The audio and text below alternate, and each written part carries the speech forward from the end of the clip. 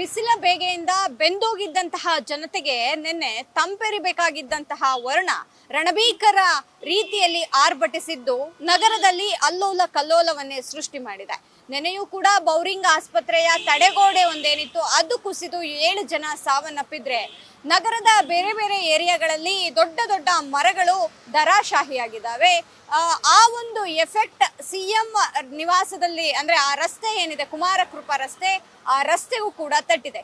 ಇಲ್ಲೂ ಕೂಡ ರಸ್ತೆಯುದ್ದಕ್ಕೂ ಮರಗಳಿತ್ತು, ಜೊತೆಗೆ ಗಾಲ್ಫ್ ಆಟದ ಮೈದಾನ ಕೂಡ ಇಲ್ಲೇ ಇತ್ತು.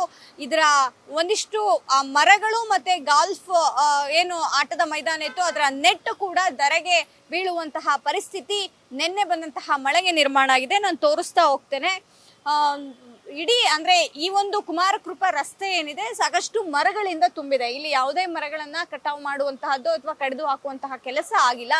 ಮರ ಒಣಗಿದ್ರು ಕೂಡ ಅದು ಹಾಗೆಯೇ ಬಿಟ್ಟಿದ್ರು. ಹಾಗಾಗಿ ನಿನ್ನೆ ಸುರಿದಂತಹ ಮಳೆಗೆ ದೊಡ್ಡ ಮಟ್ಟಿನ ಎಫೆಕ್ಟ್ ಈ ಒಂದು ರಸ್ತೆಗಾಗಿರೋದು. ಇದ್ರ ಜೊತೆಗೆ ಇಲ್ಲಿ ಗಾಲ್ಫ್ ಮೈದಾನವೂ ಕೂಡ ಇರೋದ್ರಿಂದ ಗಾಲ್ಫ್ ಬಾಲ್ ಏನಿದೆ ಅದು ರಸ್ತೆಗೆ ಬರಬಾರ್ದು ಅಥವಾ ಸಿಎಂ ನಿವಾಸಕ್ಕೆ ಹೋಗ್ಬಾರ್ದು ಅನ್ನುವಂಥ ನಿಟ್ಟಿನಲ್ಲಿ ದೊಡ್ಡ ದೊಡ್ಡ ಕಂಬಿಗಳನ್ನ ನಿರ್ಮಾಣ ಮಾಡಿ ಆ ಒಂದು ನೆಟ್ಟನ್ನ ಹಾಕಲಾಗಿತ್ತು. ಆದ್ರೆ ಆ ನೆಟ್ಟು ಕೂಡ ಆ ಗಾಳಿಗೆ ಮತ್ತೆ ಮಳೆಗೆ ಮುರಿದು ಬೀಳುವಂತಹ ಕೆಲಸ ಆಗಿದೆ. ನೀವು ದೃಶ್ಯಾವಳಿಗಳಲ್ಲಿ ನೋಡ್ತಿದ್ದೀರಿ. ಆ ನೆಟ್ಟನ್ನ ತಡೆ ಹಿಡಿಯೋದಿಕ್ಕೆ ಜೊತೆಗೆ ರಸ್ತೆಗೆ ಆ ನೆಟ್ ಬಾಲ್ ಹೋಗ್ಬಾರ್ದು ಅನ್ನುವಂಥ ನಿಟ್ಟಿನಲ್ಲಿ ಆ ನೆಟ್ಟಿಗೆ ಒಂದು ಸಪೋರ್ಟಿವ್ ರೀತಿಯಲ್ಲಿ ದೊಡ್ಡ ದೊಡ್ಡ ಕಂಬಗಳನ್ನ ಹಾಕಲಾಗಿತ್ತು. ಆ ಎಲ್ಲ ಕಂಬಗಳು ಕೂಡ ನೆನ್ನೆ ಬಿದ್ದಂತಹ ಮಳೆ ಮತ್ತೆ ಗಾಳಿಗೆ ಮುರಿದು ಬಿದ್ದಿರುವಂಥದ್ದು. ಒಂದು ಅದೃಷ್ಟ ಏನಪ್ಪಾ ಅಂದ್ರೆ ಈ ಒಂದು ಕಂಬಿಗಳು ಯಾರ ತಲೆ ಮೇಲೂ ಕೂಡ ಬಿದ್ದಿಲ್ಲ, ಯಾವುದೇ ವೆಹಿಕಲ್ಗಳ ಮೇಲೂ ಬಿದ್ದಿಲ್ಲ. ಆ ಮರಗಳೇ ಇದ್ದಿದ್ರಿಂದ ಮರಗಳಿಗೆ ಅಡ್ಡಲಾಗಿ ಆ ಒಂದು ಕಂಬಿಗಳು ಬಿದ್ದಿವೆ. ಹಾಗಾಗಿ ದೊಡ್ಡ ಮಟ್ಟಿನ ಅನಾಹುತ ಆಗುವಂತಹದ್ದು ಆ ಮರಗಳಿಂದನೇ ತಡೆದಿರುವಂತಹದ್ದು. ಮರಗಳು ತೀರಾ ಮಟ್ಟಿನ ಒಣಗಿದ ಮರಗಳು ಕೂಡ ಏನಾಗಿರ್ಲಿಲ್ಲ. ಆದ್ರೆ ಆ ಕಂಬಿಗಳು ಬಿದ್ದಿದ್ರಿಂದ ಆ ಕಂಬಿಯ ಭಾರಕ್ಕೆ ಮರಗಳು ಧರಾಶಾಹಿಯಾಗಿದ್ದಾವೆ, ರೆಂಬೆ ಕೊಂಬೆಗಳು ಮುರಿದು ಬಿದ್ದಿದ್ದಾವೆ. ಸಹಜವಾಗಿ ಈ ರಸ್ತೆ ಕಾಮನ್ ರಸ್ತೆ ಆಗಿತ್ತು ಅಂದ್ರೆ ಸಿಎಂ ನಿವಾಸದ ರಸ್ತೆ ಆಗಿದ್ರು ಕೂಡ ವಾಹನ ಓಡಾಡ್ಲಿಕ್ಕೆ ಏನು ಸಮಸ್ಯೆ ಆಗಿರ್ಲಿಲ್ಲ. ವಾಹನ ನಿತ್ಯವೂ ಕೂಡ ನೂರಾರು ಸಾವಿರಾರು ವಾಹನಗಳು ದಿನಂಪ್ರತಿ ಇಲ್ಲಿ ಓಡಾಡ್ತಾ ಇದ್ವು. ಆದ್ರೆ ನಿನ್ನೆ ಮಳೆ ಇದ್ದ ಕಾರಣ ವಾಹನ ಓಡಾಡುವಂತಹ ಸಂಖ್ಯೆಯಲ್ಲೂ ಕೂಡ ಒಂದಿಷ್ಟು ಕಡಿಮೆ ಆಗಿತ್ತು. ಸಹಜವಾಗಿ ಬೈಕ್ಗಳಲ್ಲಿ ಹೋಗುವವರ ಮೇಲೆ ಇನ್ ಕೇಸ್ ಆ ಮರಗಳು ತುಂಡೋ ಮತ್ತೊಂದು ಅಥವಾ ಆ ಕಂಬಿಯೋ ಬಿದ್ದಿದ್ರೆ ದೊಡ್ಡ ಮಟ್ಟಿನ ಮತ್ತೊಂದು ಎಫೆಕ್ಟ್ ಆಗ್ತಿರೋದ್ರಲ್ಲಿ ಯಾವುದೇ ಅನುಮಾನ ಆಗ್ತಿರ್ಲಿಲ್ಲ. ಅದೃಷ್ಟವಶಾತ್ ಈ ರೀತಿಯಾಗಿ ಅದು ಕಂಬಿಗಳು ಪೂರ್ತಿ ಮರಕ್ಕೆ ತಾಗಿ ನಿಂತಿರೋದ್ರಿಂದ ಯಾವುದೇ ಪ್ರಾಣಾಪಾಯ ಆಗ್ಲಿ ಅಥವಾ ಮತ್ತೊಂದು ವೆಹಿಕಲ್ ಮುಂದೆ ಬೀಳುವುದಾಗ್ಲಿ ಆಗಿಲ್ಲ. ನಿನ್ನೆ ಬಿದ್ದಂತಹ ಮಳೆಯ ಆ ಒಂದು ಕಂಬಿಗಳನ್ನ ತೆಗೆಯೋದಕ್ಕೆ ಇವತ್ತು ದೊಡ್ಡ ದೊಡ್ಡ ಕ್ರೇನ್ಗಳನ್ನು ಕೂಡ ತರಿಸಲಾಗಿದೆ.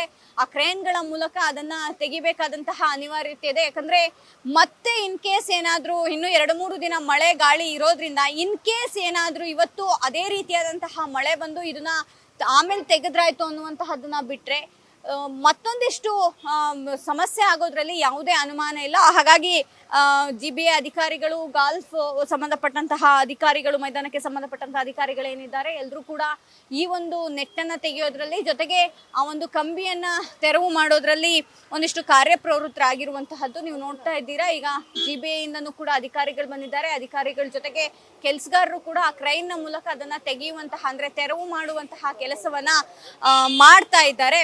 ಒಟ್ನಲ್ಲಿ ಒಂದು ರೀತಿಯಾಗಿ ನೋಡೋದಾದ್ರೆ ಅಂದ್ರೆ ಸಹಜವಾಗಿ ಮಳೆ ಬಂದಂತಹ ಸಂದರ್ಭಕ್ಕೆ ಅಥವಾ ಮಳೆ ಬರುವಂತಹ ಸಂದರ್ಭದಲ್ಲಿ ನಾವೆಲ್ಲ ರೆಡಿ ಮಾಡ್ಕೊಂಡಿರ್ತೇವೆ ಅಂತ ಹೇಳ್ತಿದ್ದಂತಹ ಸರ್ಕಾರ ಈ ಬಾರಿಯೂ ಕೂಡ ಇದೇ ರೀತಿಯಾದಂತಹ ಮನಸ್ಥಿತಿಯನ್ನ ಮುಂದುವರಿಸಿದೆ.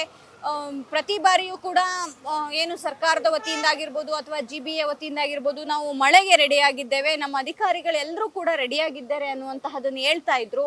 ಆದ್ರೆ ಅದು ಯಾವುದೂ ಕೂಡ ಆಗಿಲ್ಲ ಅನ್ನುವಂತಹದ್ದು ಈ ಒಂದು ಮಳೆಗೆ ಗೊತ್ತಾಗ್ತಿದೆ. ಈಗ ಅಂದ್ರೆ ಇದು ತೆರವು ಕಾರ್ಯಾಚರಣೆ ಮುಗಿದ ಬಳಿಕ ಮುಂಬರುವಂತಹ ದಿನಗಳಲ್ಲಿ ಇದು ಮತ್ತೆ ಆಗದ ರೀತಿಯಲ್ಲಿ ಒಂದಿಷ್ಟು ಮುನ್ನೆಚ್ಚರಿಕಾ ಕ್ರಮವನ್ನ ವಹಿಸಬೇಕಾಗುತ್ತೆ. ಸಹಜವಾಗಿ ಈ ರಸ್ತೆಯಲ್ಲಿ ಹೆಚ್ಚಿನ ವಾಹನಗಳು ಕೂಡ ಓಡಾಡ್ತಿರೋದ್ರಿಂದ ಅದರ ಸಮಸ್ಯೆ ಏನಾದ್ರೂ ಉಂಟಾದ್ರೆ ನಿಜವಾಗ್ಲೂ ಆ ಇರೋ ಭಾರಕ್ಕೆ ಪ್ರಾಣವೂ ಕೂಡ ಹೋಗಬಹುದು ಅಂತ ಪರಿಸ್ಥಿತಿಯೂ ಕೂಡ ಇದೆ. ಹೀಗಾಗಿ ಈ ನಿಟ್ಟಿನಲ್ಲಿ ಕ್ರಮ ವಹಿಸಬೇಕು. ಜೊತೆಗೆ ಅಟ್ಲೀಸ್ಟ್ ಒಂದು ಮಳೆಗೆ ರಣಭೀಕರ ಮಳೆ ಏನ್ ಬಂತು ಆ ಮಳೆಗೆ ಇಡೀ ನಗರದಲ್ಲಿ ಬಹಳ ಕಡೆಗಳಲ್ಲಿ ಮರ ದರಾಶಾಹಿ ಆಗೋದ್ರ ಜೊತೆಗೆ ಒಂದಿಷ್ಟು ವಾಹನಗಳು ಕೂಡ ಜಖಂಗೊಂಡಿದ್ದಾವೆ. ಈ ರೀತಿಯಾದಂತಹ ಒಂದಿಷ್ಟು ಮುಂಬರುವಂತಹ ದಿನಗಳಲ್ಲಿ ಅಂದ್ರೆ ಇನ್ನು ಮಳೆಗಾಲ ಶುರುವಾಗಬೇಕಾಗಿದೆ. ಆ ಮಳೆಗಾಲ ಶುರುವಾಗುವಂತಹ ಸಂದರ್ಭದಲ್ಲಿ ಏನು ಆಗದೆ ಇರುವಂತೆ ಮುನ್ನೆಚ್ಚರಿಕಾ ಕ್ರಮಗಳನ್ನು ಕೂಡ ಸರ್ಕಾರ ವಹಿಸಬೇಕಾಗಿದೆ. ಕ್ಯಾಮ್ರಾಮ್ಯಾನ್ ಗಂಗಾಧರ್ ಜೊತೆ ದೀಪಾ ಕುಕ್ವಾಡ, ಅಶ್ವವೇಗ ನ್ಯೂಸ್, ಬೆಂಗಳೂರು.